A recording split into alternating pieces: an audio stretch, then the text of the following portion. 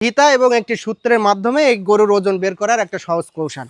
কোথার থেকে মাপবেন? প্রথমে হচ্ছে বেল্ট নেবেন। বেল্টটা কোথার থেকে নেবেন? পায়ের একেবারে ঠিক পিছন থেকে। পায়ের পিছন থেকে এইভাবে কিন্তু আপনাকে নিতে হবে। প্রথমে ফিতাটা এইভাবে দিতে হবে, দিয়ে এখানে বেল্টটা কত আছে, এখানে কিন্তু বেল্ট একের পুরো 60, একেবারে 60 ইঞ্চি আছে। তাহলে বেল্ট কত হলো? 60। আর দৈর্ঘ্য নিতে হবে। দৈর্ঘ্যটা কোথার থেকে কোথায় নিতে হবে? এই যে সামনের হাড় থেকে একেবারে পিছনের হাড়। তাহলে এই মাপটা আমরা নিই, এই যে পিছন থেকে আমরা এই মাপটা নিচ্ছি। গরুটা একটু ইয়েতে আছে, এখানে আছে 47, এখানে হয়েছে 47। এখন কিন্তু আমাদের মূল সূত্রে আসতে হবে। সেই সূত্রটা কিভাবে প্রয়োগ করবেন সেটা আপনাদেরকে প্রথমে একটা কাগজ কলম নিতে হবে। কাগজ কলম নিয়ে সেটা আপনাদেরকে লিখতে হবে। তো প্রথমে যদি আমি লিখতে যাই, সেই সূত্রটা হচ্ছে বেড় গুণ দৈর্ঘ্য বাই 660। এই 660 কোথায় পাবো এটা হয়তো আপনারা বলতে পারেন, কিন্তু এটা হচ্ছে সূত্রের 660। তাহলে বেড় হয়েছে কত? 60।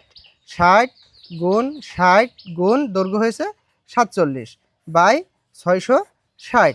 এখন আমাদেরকে টোটাল এটা গুণ করার জন্য ক্যালকুলেটরের সহযোগিতা নিতে হবে। সবার স্মার্টফোন থাকে, যে কারণে খুব বেশি সমস্যা হওয়ার কথা না, সহজে পরিমাপ করা যাবে।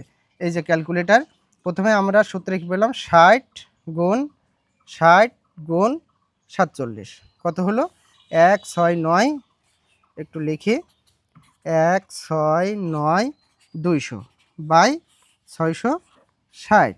এখানে 660 দিয়ে এটাকে ভাগ করতে হবে। ভাগ করলে দেখি কত আসে, 256 সামথিং। তা আমরা 256ই নেব, সমান সমান 256। এই 256 ভাবছেন যে গরুর টোটাল মাংস বেরিয়ে গেছে, কিন্তু না, এই গরুর ফুল ওজন কিন্তু 256 কেজি। এবার আপনাকে মাংস বের করতে হবে। মাংস বের করতে গেলে আপনার কি করতে হবে?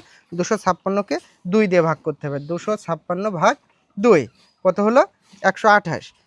128 অর্থাৎ এই গরুটার গায়ে 128 কেজি মাংস আছে।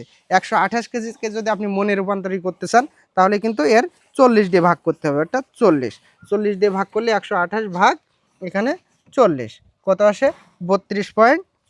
3.2, অর্থাৎ এই গরুটার গায়ে 3 মণ, আর এই 2কে আবার 4 দিয়ে গুণ করতে হয়, অর্থাৎ 3 মণ 8 কেজি মাংস আছে। এটা একদম একটা সহজ পদ্ধতিতে আপনি আর প্রতারিত হওয়ার কোনো সুযোগ নেই।